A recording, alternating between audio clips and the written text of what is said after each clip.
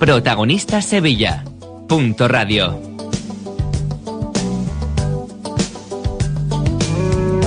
Como todo martes tenemos una cita con el Colegio Oficial de Dentistas para conocer mejor su función como institución y para darnos consejos para que nuestra boca esté lo más saludable posible.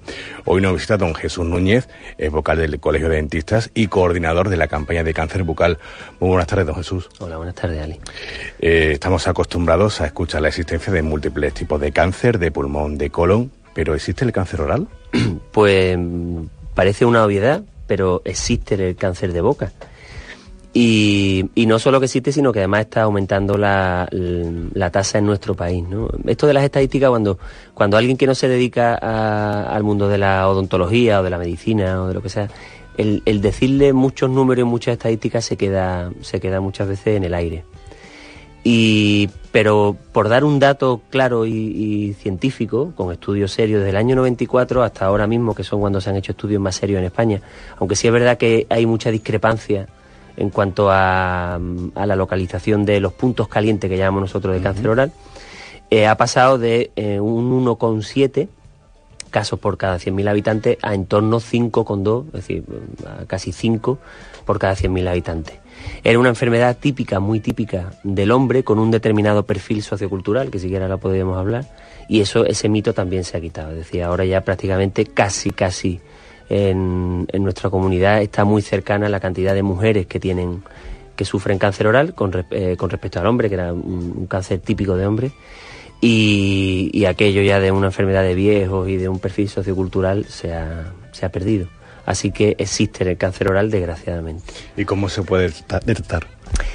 Pues la detección, curiosamente, el cáncer oral se ha visto, y eso sí existe en estudios científicos claros, que los screening programados, los screening programados, para que nos lo escuche, por ejemplo, es la campaña del cáncer de mama, ¿no? Entonces, los ginecólogos hacen una campaña y dicen, bueno, pues usted obsérvese, una serie de movimientos en el espejo, ¿no? Cualquier señora seguro que lo ha visto. Entonces, ese tipo de screening se ha visto que no son efectivos, es decir, que por muchas campañas de screening que se hagan, no se detectan antes el cáncer oral, que es el kit de la cuestión. Es decir, el kit de la cuestión para aumentar la supervivencia y para que no haya una cirugía aberrante es detectarlo lo antes posible. Y la detección lo antes posible, la única manera es con el screening que se llama, esto es una traducción mala del inglés, el screening ocasional. El screening ocasional es la visita al dentista. Y sobre todo, el dejarse influir por las opiniones del dentista. Es decir, muchas veces solo vemos al dentista como el que me arregla los dientes, me hace la limpieza, le tengo pánico y me voy. Pero muchas veces existen muy pequeñas lesiones que son el paso previo a el cáncer instaurado. Entonces tenemos una prueba muy definitoria, que es la biopsia, donde se coge una pequeña cantidad de eso que todavía no es cáncer, pero que puede ser cáncer, se analiza y nos dice con muchísima seguridad si aquello se va a malignizar o está a punto de malignizarse. Así un poco como anécdota, os diría que si pueden visitar, hay un testimonio brutal de Mayra Gómez-Ken, la presentadora, mítica presentadora, perdón, del 1, 2, 3. Exactamente, pues la presentadora, esta señora tuvo cáncer de boca y fue el dentista quien se lo detectó con una biopsia a tiempo. Sufrió una cirugía grave, porque además que la operó era un amigo mío de Madrid, sufrió una cirugía grave y entonces ella tiene colgado en una página nuestra del Consejo, que es canceroral.es, un vídeo que ella grabó personalmente diciendo cómo ella se negaba a que le hicieran una biopsia y que bueno, que el dentista se emperró, le hizo la biopsia y al final y es un testimonio brutal como una persona puede estar al borde, ¿no?, de negarse a hacerse una prueba y le salvó la vida. Precisamente ella acaba así, ella acaba diciendo que, pues, una frase un poco así, ¿no?, pero dice que mi dentista me salvó la vida. En realidad el dentista lo que se puso pesado y le dijo que tenía que hacerse esa prueba. ¿Y cómo se puede prevenir?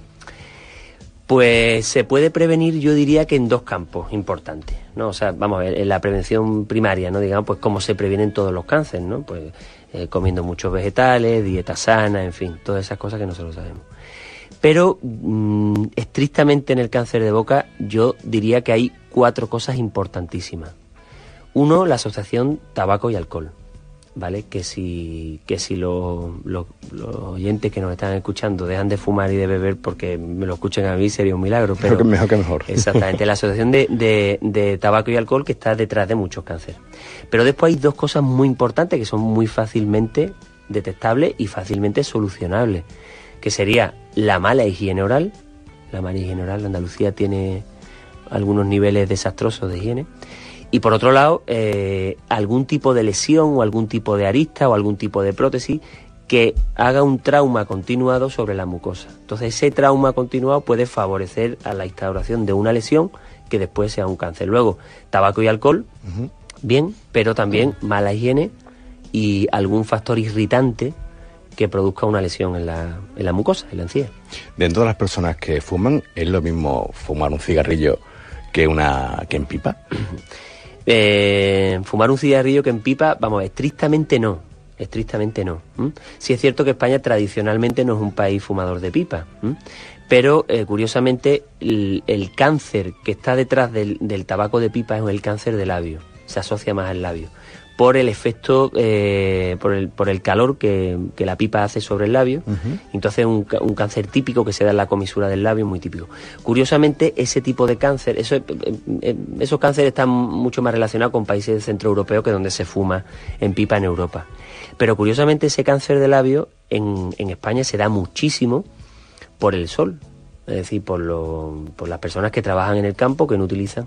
Luego, yo no diría que el tabaco de pipa está estrictamente relacionado con el cáncer de boca. Ten en cuenta que la localización típica, la zona caliente, por decirlo una cosa así, del cáncer es la lengua y lo que nosotros decimos el suelo de la boca, o sea, la parte que está debajo de la lengua, y el final, la zona que está cercana a la garganta.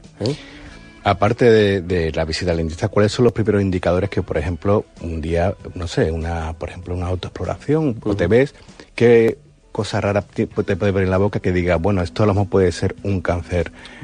Hay algo definitorio, o sea, hay algo que podemos decir que es innegociable, ¿no? Por decirlo de alguna manera, y es una úlcera, una úlcera, que no se quita en 15 días.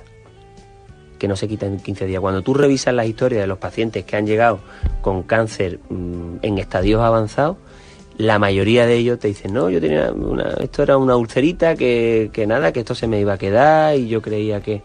Entonces, una úlcera que no se quita en 15 días, hay que estudiarlo. Primero hay que descartar que no sea una úlcera traumática, es decir, que no haya eso que hemos dicho antes, algo que haga que se ulcere, ¿no? Pero descartado el traumatismo, lo que hay que hacer es biopsiarlo. De hecho, haciendo un poco referencia a lo que decía de esta entrevista de Mayra Gómez Ken, lo primero que decía, yo tenía una ulcerita porque es que me pegué un bocado, eso es típico, ¿no? Me pegué un bocado y me sigue. Y luego una úlcera que no remite, hay que vigilarla. Y antes hablábamos de que más o menos antes era más cosa de hombres, pero ahora parece que son los datos, hay un cierto equilibrio entre hombres y mujeres. ¿Cuáles son más o menos los datos? ¿Y a qué edad? Si, por ejemplo, hay que a partir de los 30, los 40, o cualquier persona de cualquier edad puede tener un cáncer oral. No. Antes la estadística del cáncer oral, y todavía muchos profesionales de la medicina lo tienen incrustado en su memoria, era de una persona muy mayor, de un anciano, con un perfil muy típico de bebedor, fumador y de un estatus sociocultural bajo. Por muchos motivos, ¿no? Es curioso, pero este cáncer estaba asociado a este tipo de perfil. Y prácticamente hombre, es decir, las estadísticas eran pues de un 90 y muchos % de hombres y una situación extraña en la mujer. Como te digo, desde el año 94, cuando se tienen series importantes, ha cambiado. Entonces, los perfiles han bajado en cuanto a no está relacionado estrictamente con perfiles socioculturales bajos. De hecho, tenemos estudios que lo asocian a perfiles socioculturales bajos y a perfiles socioculturales muy altos. A perfiles socioculturales muy altos. Y después la edad ha bajado. Es decir, la aparición empieza a partir de los 40 y tantos años, que cuando se ha acumulado ese factor de tabaco, alcohol, mala higiene, y también está por ahí el virus del papiloma humano. Entonces, a partir de los 45 años puede aparecer esta enfermedad, pues, de ahí en adelante.